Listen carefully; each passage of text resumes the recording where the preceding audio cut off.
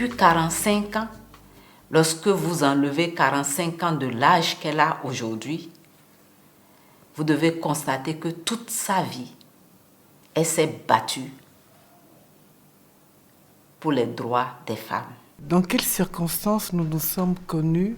Il me semble que après la Révolution, les femmes ont commencé à se mobiliser et je pense que c'est dans ce genre de cercle que nous avons dû nous rencontrer. Et depuis lors, je peux dire que nous ne sommes pas quittés. Elle est devenue ministre, si mes souvenirs sont bons, en 2003 avec l'opération Bahiri. On est restés toujours ensemble et ce que je peux dire, c'est qu'en 2006, au moment où je créais l'association Kimi, elle m'a été d'un très grand appui. Je suis rentrée en 1975 après les études d'assistance sociale pour repartir par la suite faire les études de sociologie à l'université de Paris 12. Donc, à mon retour, après les études, j'ai été à l'époque, lorsqu'on avait une maîtrise, on était admis directement au niveau du corps des enseignants dans la catégorie A1. Donc, par souci d'un bien-être, nous avons été dans cette optique-là. Vers les années 84, que la ministre de l'Essor familial nous a ramenés dans la maison et moi, j'ai eu l'opportunité d'être affectée comme directrice provinciale de l'essor familial et de la solidarité nationale. À l'époque, c'était la dénomination du ministère de l'Action sociale actuelle, là, dans la province du Houé. C'est dans les années 1991-1992 que j'ai fait la connaissance de Madame Lamizana, alors que tous, on était dans notre jeunesse. Et on était aussi habité par le désir de changer les choses. Et elle travaillait à l'action sociale. Et moi, je travaillais, bien sûr, je travaille toujours d'ailleurs à l'UNICEF. C'est comme ça que j'ai fait la connaissance de cette dame qui nous a tous entraînés dans le combat. Ma fonction de secrétaire générale a été interrompue avec l'avènement du Front populaire, la fin de la Révolution. Donc le ministère a été ramené en secrétariat d'État à l'action sociale et j'ai été promue au poste de conseiller technique en charge des dossiers femmes. Et lorsque le Burkina Faso a été convié à une réunion de la commission de la condition de la femme, on m'a remis le dossier et avec une représentante de l'Union des femmes du Burkina, parce qu'à l'époque, il y avait la structure politique des femmes qui était l'UFB, l'Union des femmes du Burkina, et Mme Kossaga Kadi. Nous avions été à cette réunion et les instances de la commission de la condition de la femme ont demandé aux autorités du ministère à l'époque de tout faire pour qu'il y ait la même représentation à chaque fois que de besoin. Donc c'est ainsi que nous avons été confirmés comme représentants de notre pays à cette instance-là.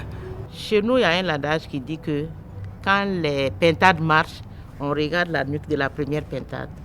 Je dirais que quand vous travaillez avec Mme Lamizana, en tout cas pour moi, c'est quelqu'un qui est convaincu de ce qu'elle fait, qui aime ce qu'elle fait. Et ce qu'elle fait, elle le fait, je dirais, avec toutes ses forces. Vous ne pouvez pas être avec une telle personne et ne pas faire comme elle. Lorsqu'on m'a tendu la chemise et contenant le rapport du séminaire, les recommandations, et il m'a été demandé de faire une proposition pour concrétiser tout ce qu'il y avait comme contenu. Donc nous avons réfléchi avec un groupe qui travaillait déjà sur cette problématique-là, ce qu'il fallait faire. Et comme l'une des recommandations portait sur la mise en place du cadre institutionnel, on s'est dit qu'il fallait d'abord commencer par le cadre institutionnel. Donc nous avons réfléchi et voir quelle dynamique peut comporter ce cadre-là, quel type de force peut-on inculquer à ce cadre-là pour que ce cadre-là puisse travailler dans la sérénité, parce que vous n'êtes pas sans ignorer qu'à l'époque, toute question liée au sexe était des sujets tabous. Et du fait que il y avait une cause à effet entre la pratique de l'excision et la culture, la tradition. C'était un peu complexe. Le premier mérite de Mariam Lamizana dans ce combat est que quand elle a débuté le combat, c'était un sujet très tabou. Lorsque l'équipe se déplaçait vers le Naouri, le chef traditionnel à l'époque exigeait de l'équipe que ces femmes-là avouent être excisées et que c'est du fait qu'elles soient excisées que par égoïsme, elles ne voulaient pas que leurs sœurs le soient. Donc c'est avec bonheur qu'on a constaté après par la suite que ce même chef traditionnel-là est au devant de l'équipe de sensibilisation pour apporter sa touche par rapport à l'abandon de la pratique de l'excision dans sa zone. Au début, elle nous a toujours dit que ça n'a pas été facile parce que ils étaient attendus dans les villages par les leaders villageois, les leaders ruraux, et c'était souvent à coups de pierre et de gourdin qu'ils étaient reçus. Donc il fallait que leur visite se prépare dans le plus strict secret avec quelques femmes qui épousaient la cause. Pour renforcer les interventions que nous avons menées depuis plusieurs années, et particulièrement le programme conjoint que nous partageons avec l'UNICEF, l'UNFPA a décidé pour les 5 prochaines années de renforcer la lutte contre les MJF au niveau du terrain. Et comme vous le savez, les journalistes portent l'information à la population. Et pour porter l'information, il faut qu'il ou elle aille la chercher à la souche.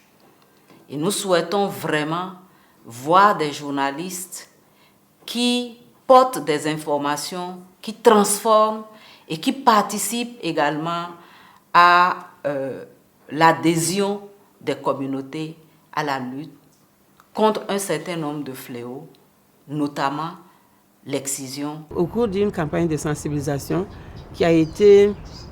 Et le reportage a été fait par la télévision nationale. Nous avons montré le mannequin. Le mannequin, en fait, c'est une représentation de l'organe génital de la femme. Lorsqu'au journal télévisé de 20h, le journaliste a cru bien faire, a commencé son premier commentaire par présenter le mannequin, c'est-à-dire l'appareil génital de la femme. Le lendemain, les femmes ont tellement téléphoné à la ministre n'avait pas vu l'élément. Elle m'a appelé à son bureau pour dire « Mariam, qu'est-ce que tu as fait encore? Dans quel plat tu as mis ton pied ?» Qu'on m'appelle pour dire que les femmes ont appelé la ministre pour dire « Voilà, elle n'ose plus sortir, elle se sent dénudée. Moi, j'ai montré le sexe d'une femme à la télé. En tout cas, il y a eu tout un holà des femmes. Il y a eu tout un holà des femmes autour de cette émission-là. » Alors, tout naturellement, j'ai dit à la ministre, je dis « Madame la ministre, c'est ça. C'est l'objectif que nous voulons, choquer les gens. » Je dis parce que pour ces questions-là, il faut choquer. Je dis, bon, on parle d'excision. Excision, c'est lié au sexe. Et vous voulez que je montre les dents blanches d'une femme? Je dis, je ne peux pas, en parlant d'excision, montrer les dents blanches d'une femme. Il faut montrer le sexe mutilé pour qu'on comprenne pourquoi nous disons qu'il faut arrêter cette pratique dans notre pays. Si vous regardez son parcours, elle a facilité l'amélioration de l'environnement institutionnel au Burkina Faso à travers la loi contre l'excision, qui n'est pas une loi isolée, mais qui a été intégrée dans le code pénal grâce à sa contribution. Deuxièmement, sur le plan international, elle a participé à une décision très importante qui est portée dans la résolution 67-146 qui vise l'intensification ou l'accélération au niveau mondial de la lutte contre les mutilations génitales féminines. Et ceci, il y a 5 ans bientôt. Et pour terminer sur le plan opérationnel, je dirais d'abord opérationnel, stratégique, elle a fait bouger les hommes et les femmes de toute la société, que ce soit les décideurs politiques, que ce soit les acteurs de terrain, mais surtout les leaders traditionnels et les leaders religieux. Elle fait partie des femmes battantes de notre pays. Le combat qu'elle a mené est un combat noble, mais difficile. Mais elle ne s'est jamais découragée. Et elle était de tout temps de bonne humeur et convaincante quand elle parle, parce que ce qu'elle dit vient du tréfonds. Et c'est ça qui crée l'admiration à cette femme-là. C'était plus que sa passion. Elle ne buvait que lutte contre l'excision, elle ne mangeait que lutte contre l'excision, elle ne parlait que lutte contre l'excision, et on l'appelait Madame contre l'excision. Elle a beaucoup fait dans ce cadre-là, et je suis heureuse d'ailleurs que toute cette vie à lutter contre l'excision puisse se matérialiser aujourd'hui par la création du prix Mariam Lamizana. Généralement, ce qu'on a observé, les prix sont libellés lorsqu'ils sont nominatifs, lorsque les personnes sont déjà décédées. Et comme nous sommes dans une perspective de transformation, nous avons souhaité cibler ce prix pour rendre hommage à une vaillante de la lutte contre l'excision au Burkina Faso pendant qu'elle vit. Et pour que les générations futures qui ne connaîtront pas l'excision puissent dire « Nous sommes arrivés là où nous sommes aujourd'hui parce qu'il y a une dame qui s'appelle ou qui s'appelait Madame Lamizana. » Donc je voudrais profiter de l'opportunité que vous m'offrez pour dire merci. Merci à l'UNFPA d'avoir pensé à porter haut cette action à travers ce prix et d'avoir pensé à pérenniser notre action à travers ce prix, d'avoir pensé à rehausser ceux qui se sont battus dès les premières heures. Parce que généralement, il y a un adage de chez nous qui dit que quand le Soumbala est bon, on oublie celui qui a été accueillir le Néré. Donc, je voudrais également rendre un hommage à toutes ces personnes-là qui ont cru et qui se sont engagées. Parce qu'il faut le croire et il faut s'engager.